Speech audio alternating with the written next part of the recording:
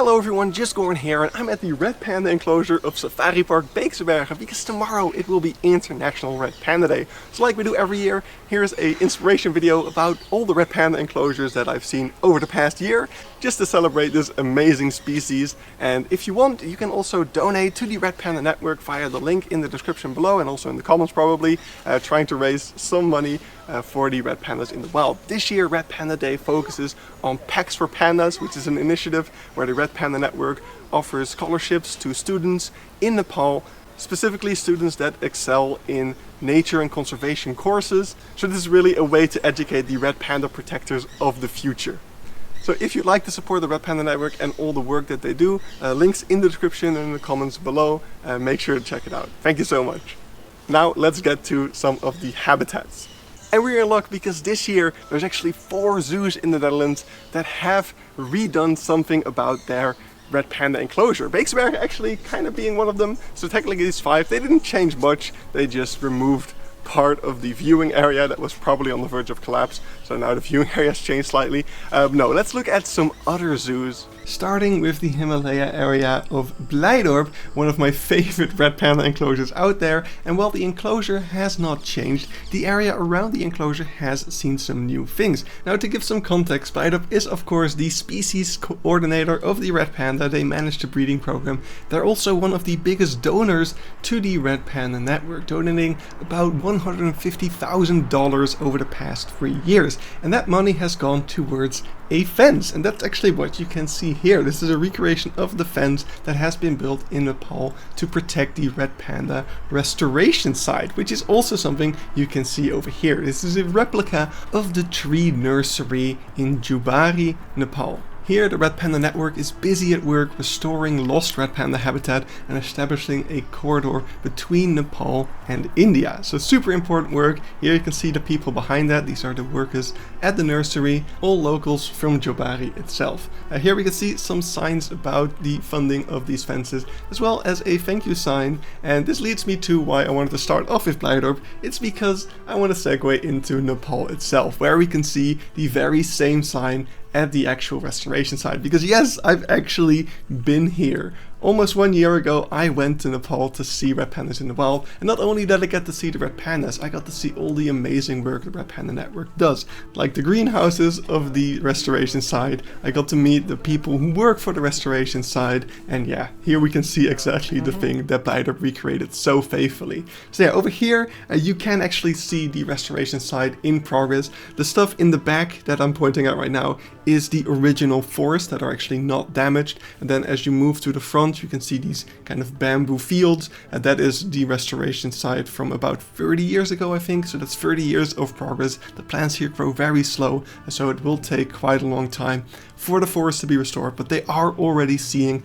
great progress here with red pandas returning to this area, and even leopards have been sighted here. So lots of animals are returning to what used to be a barren field like this. So this is the current restoration site. This is where they're currently replanting the forest. Now, this is not all the Red Panda Network does. As I said, this year Red Panda Day focuses on Packs for Pandas, and we actually got to meet some students who had received their Packs for Pandas and who were on their way to school. So that was also really awesome. I also got to visit the headquarters of the Red Panda Network in Kathmandu. We got to see Red Panda rugs being weaved. This is another initiative of the Red Panda that gives locals jobs. Red Panda Network does so much amazing work, which is why I love supporting them on days like these. So again, I want to urge you to donate to them if you can.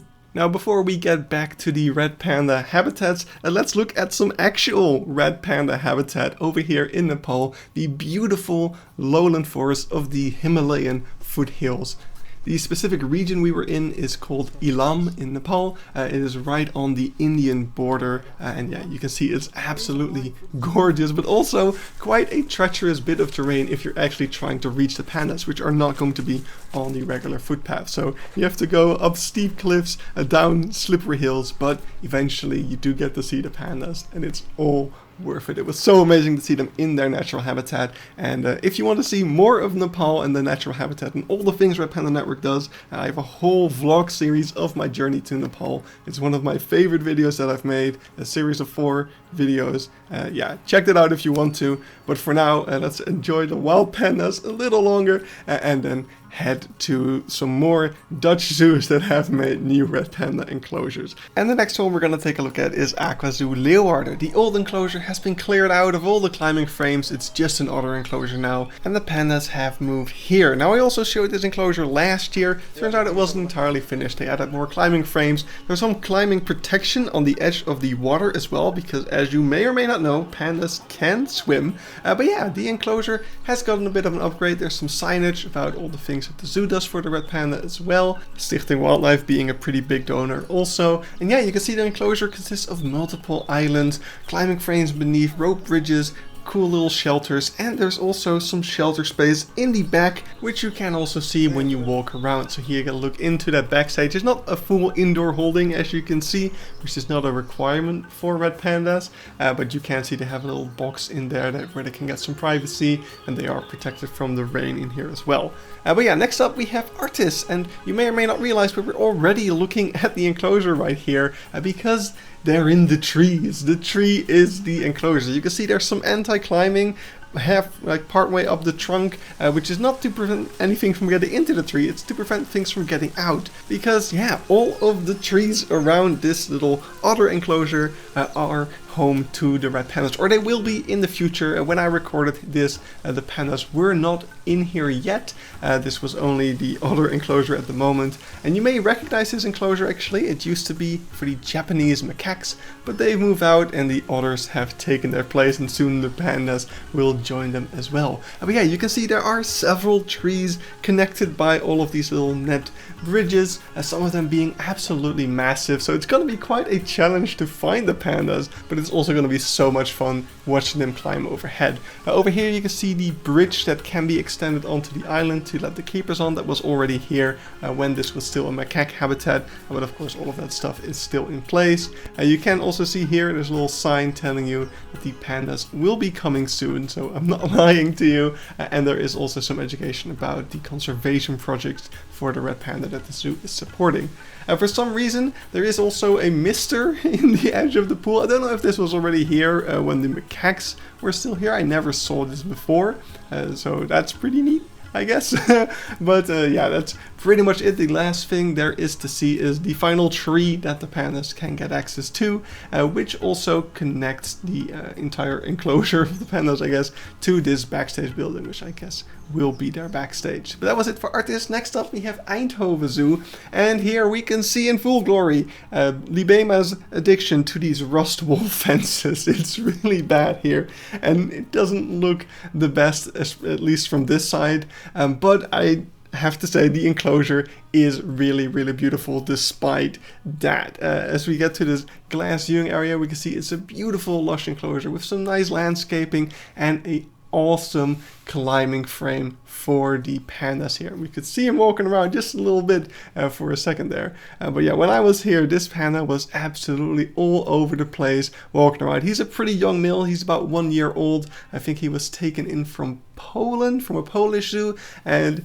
the keeper told me he's been here only for a few weeks and he has been very curious. It's his first time away from his parents, a completely new environment, lots of new things to experience and see, including the fact that this enclosure is next to the train tracks, so every now and then there is a train passing by. Not sure if that's ideal, but I'm sure he'll get used to it eventually. But yeah, my favorite thing about this enclosure, which makes it quite unique, is that it does have cross viewing with the takin. If you look carefully in the bottom left, you can actually see the takin through the bushes a little bit, which is just really awesome right there. As we continue along the enclosure, we can see the habitat gate over there for the keeper, and we can see a little backstage area. So yeah, there's the habitat gate, and now we are going to move into this backstage. What's interesting about the backstage is that this used to be a viewing area of the reindeer, and you would actually watch them from inside this little building. So they kind of flipped the viewing area inside out, and now you're watching from the outside in instead of the other way around.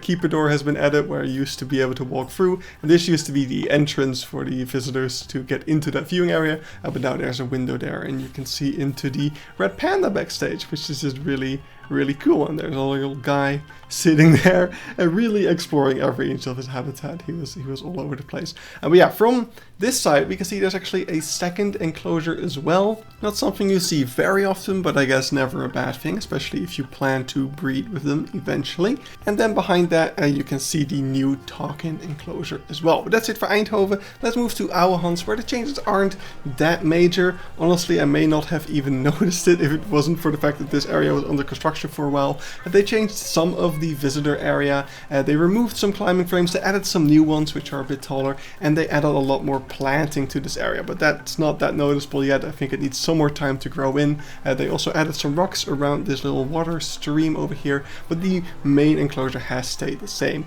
Though one major difference is that because of all the new plants, they had to keep out the munchak that used to be in this enclosure, because otherwise they would eat all the plants. But yeah, that's it for Ouwehands. Lastly, we also have Hannover, which was also featured in last year's video, but this enclosure is now also completely finished, so you can see all the beautiful details of the theming, but especially this viewing area is just so striking because of how seamlessly it seems to connect to the viewing area that you're standing on. There really is not that deep of a moat here, and that just goes to show that red pandas are not the greatest jumpers, because this is really all the space that you need to keep the enclosure safe, and of course some hot wires around the rockwork on the visitor side. But yeah, that's just a really awesome enclosure right there, and it was really fun to view the pandas in there. But yeah, now let's move to some new zoos that we have not seen in a red panda video before. And the first of them is the Zoo of Brno in the Czech Republic, and we are walking on this walkway over here, slightly elevated, looking into another rusty metal enclosure. Yeah, for some reason we're gonna see a lot of those, but this one is nice and spacious. There's some nice climbing frames at the panda, which I feel like we're still waking up a little bit by judging by their sluggish movement over here. But yeah, they've got some nice climbing frames, though sadly the trees are mostly blocked off here. They can't really get high up into the trees, which I can understand up to a certain degree, because it is hard to make that stuff escape proof, especially when you have walking bushes in your zoo. But yeah, the enclosure is I'm completely lost my train of thought now because of that bush. I forgot I kept that in. You can also see this enclosure from the other side, not from the walking bridge side. Here you are looking at it from a little bit further away, but it does blend into the landscape quite seamlessly, and that looks pretty nice. You can also go off the path a little bit to get a little bit closer of a view, and you can see more of that climbing frame, which does really go all over the place. So that's pretty freaking cool right there. It's definitely a nice enclosure. Next up we have the Zoo of Chorzów, the Chorzów Zoo, the Zoo of Katowice, the Silesian Zoo. It has so many names, I really don't know what to call it. Here we have quite a nice but simple red panda enclosure. You can see these fences have been made climbing proof using some clear sheets, and we can see 3 red pandas in there. It's 2 parents and their baby. Otherwise normally you wouldn't really see more than 2 pandas in an enclosure. But yeah, they are pretty actively walking around, and you can see just how amazingly agile they are. Like what I said in Hannover, right? They don't jump that far. As we can see over here, this is another example of a zoo that does have a separate second enclosure over here, which also has another nice tree for them to climb in. There is also a cool sign over here which tells you how to keep the male and female apart, so that's pretty nice. But that's it for Chorzów. Let's move to Zoo Heidelberg, where we have a pretty simple enclosure. It's very rectangular, pretty flat, but there is a nice climbing frame going all around, also up into the tree, so that's nice. It's also a shared enclosure between the red panda and the tufted deer that we can see walking around over here, although I got a little distracted by the panda hopping about in the distance instead. But yeah, it's a nice enclosure. It's relatively spacious. There is 2 viewing areas, and the only 2 viewing areas are on this side of the enclosure, so there's quite a bit of privacy for the animals if they decide to go to the other side. This second viewing area gets you a bit closer to the viewing area, but the panda was mostly on the ground, and he was hopping around with such joy. I absolutely loved it so much. It was beautiful. There's a cool sign telling you about all the threats the red panda face. Maybe that's not very cool. But yeah, that's it for Zoo Heidelberg. Let's move to the Zoo of Jihlava, where we are in a pretty cool looking area. Sadly, it's not the greatest of areas, especially for everything that isn't a red panda that's in this area, which is a bunch of leopards that are in pretty small enclosures. The red panda enclosure is fine space-wise, I think, but yeah, it looks a little bit odd, especially from the inside. From the outside, it looks really cool, especially the viewing area that we're walking up to right now. I love the use of the natural logs to create this really cool viewing area, and then all the stacked stones and things.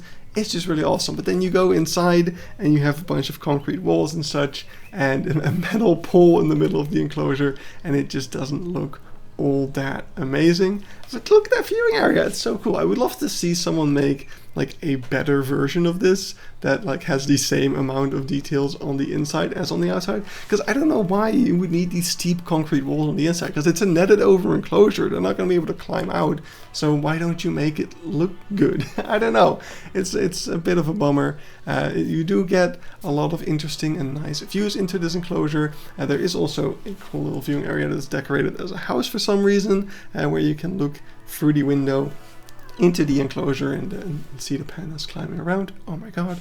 But yeah, I just feel like it could be better.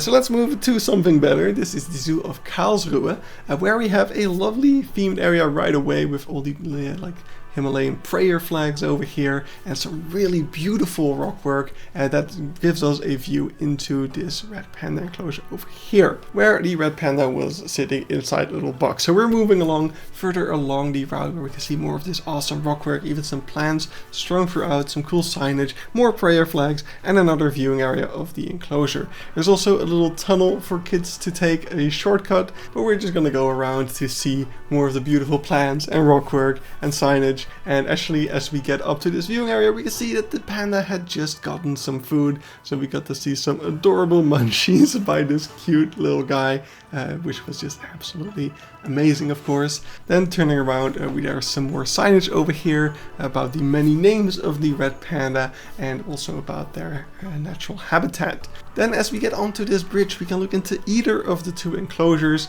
On the left we have the one where the panda had just been fed, where we can see we got a really nice looking climbing frame, which also leads up into this tree. So they actually have this massive tree that is fully available for them to climb in, which just makes me very, very happy. If you haven't noticed that in this video, I'm a big fan of enclosures that let the pandas climb into natural trees. It just makes me very happy. It gives them so much more room to climb around to show natural behavior. But anyway, on the other side we have the other enclosure, and I do love the kind of curved branches, almost liana-like vines that the pandas get to climb here, and they do have some other trees that they can climb in as well. So yeah, I really love both of these enclosures and the natural ground cover. So much foliage, so much greenery. They are really, really beautiful. Now as we turn around one last time, there is one more viewing area over here in the faux rockwork, which does show that there is indeed a fence underneath the bridge. So these are two separate habitats.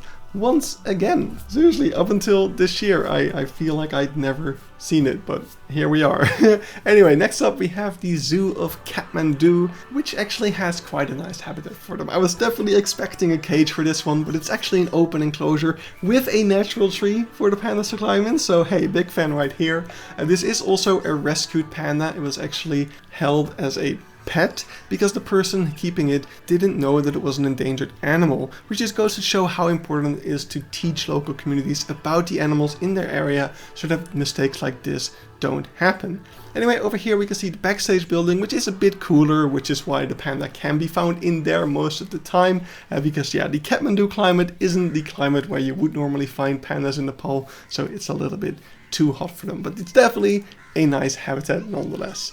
Next up we have the Zoo of Liberec in the Czech Republic, and for what is a pretty bad zoo, this is actually quite a nice habitat. And once again, we have two habitats, one for each of the pandas that they have here. You can view them from down here, or you can take these stairs up and follow the walking route alongside the top of the enclosures, where you're kind of more eye to eye with the pandas as they're eating over here after the heavy rain that just took place. And there's also a sheltered viewing area over here where you can get to the other enclosure, which has a bunch of trees that the panda can also climb into. So hey, good stuff right there. And we can actually see one of the pandas up in the tree trying to clean themselves after the rain. Oh, poor guy. Next up at the Zoo of Nürnberg, we have a lovely indoor area over here first. We can see one of the pandas disappear into some kind of backstage holding right there as well and pop back out. So there is some sort of connection between these two holes, it seems. And yeah, here we can see them climbing all the way up to the glass. This was such an awesome experience right here. But yeah, it's a nice little indoor area, but nothing too special. We can see the panda actually popping out for a second before immediately going back inside. I wonder, is there no water inside? Because it seems like it went outside to drink over there. But yeah, let's look at the actual enclosure over here. And it's a lovely, lush enclosure where the pandas can climb into some of the trees, but not all the way. We'll see in a second. One cool thing about this habitat actually is that it's technically maybe mixed with European ground squirrels. We can see a ground squirrel squeezing underneath the fence there, and it's either still under the fence or they went inside. I'm not sure. I wouldn't expect them to be able to dig under the fence that easily.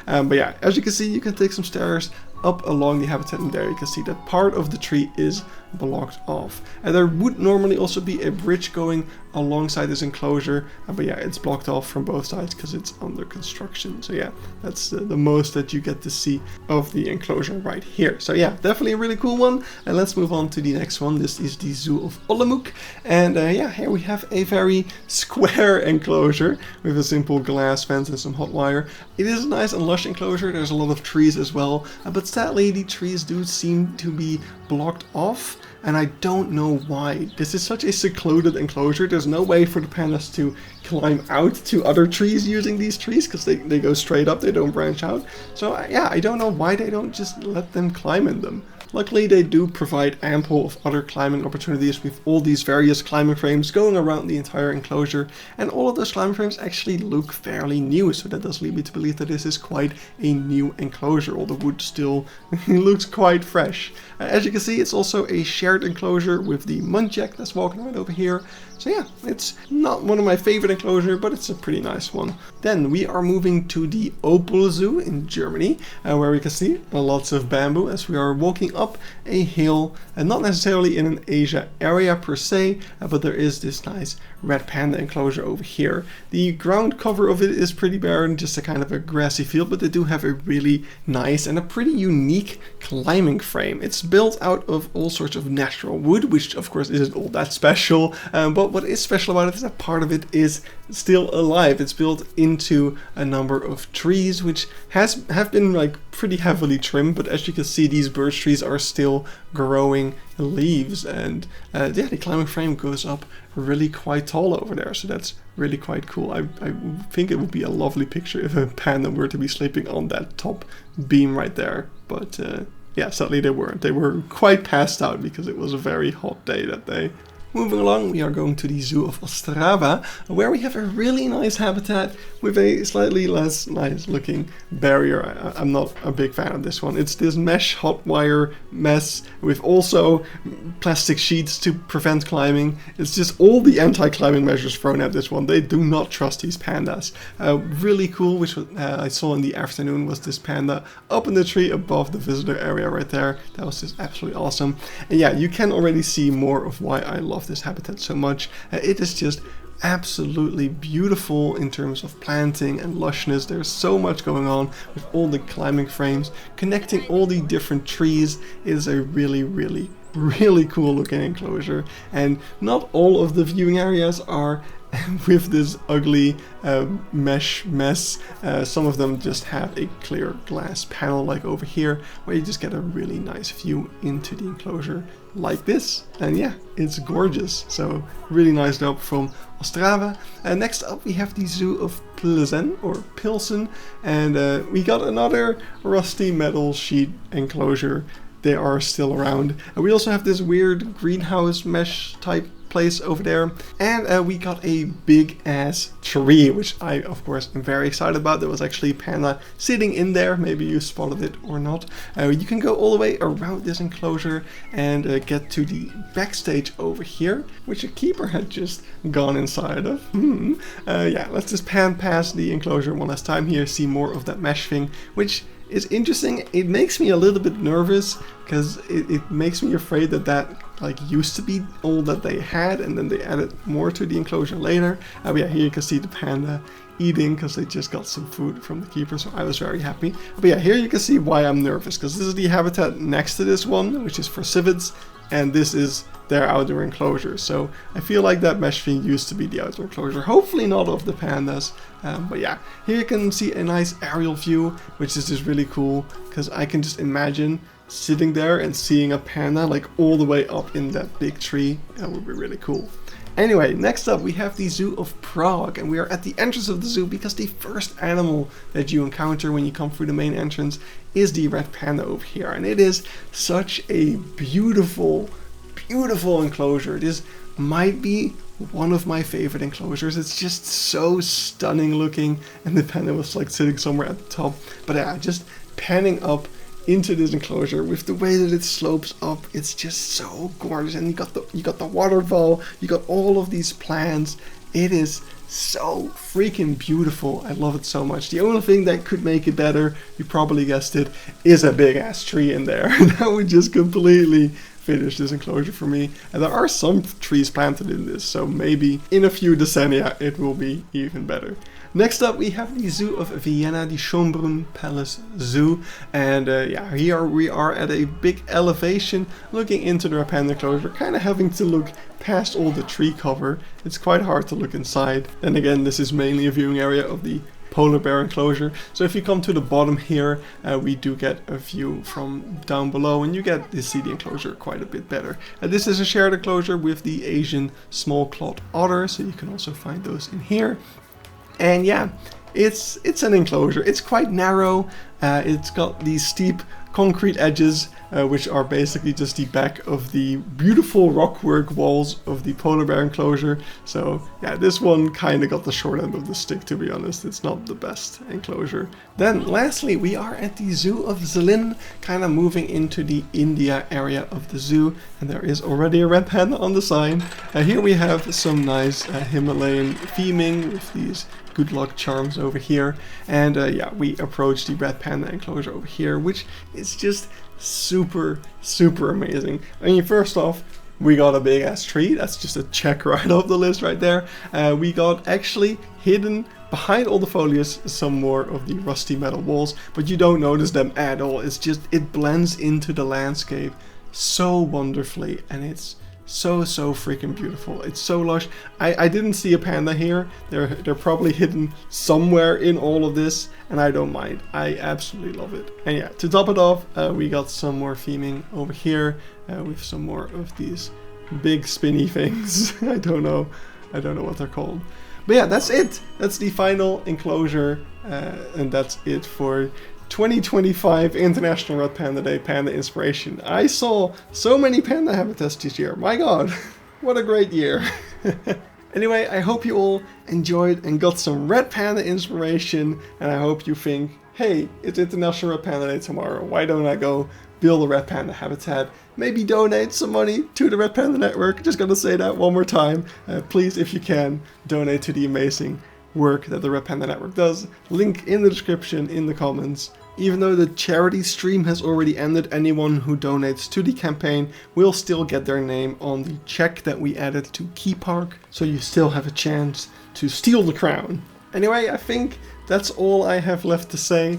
Thank you once again for watching. Have a wonderful International Red Panda Day tomorrow. I'm definitely going to be paying the red pandas at the Zoo of Gifsgood in Denmark a visit. So you'll see those and other Danish zoos in next year's International Red Panda Day video. But for now, I'm going to leave you guys. I'm going to stop stalling and showing you cute red panda footage. Thank you once again, and I'll see you next time. Bye bye!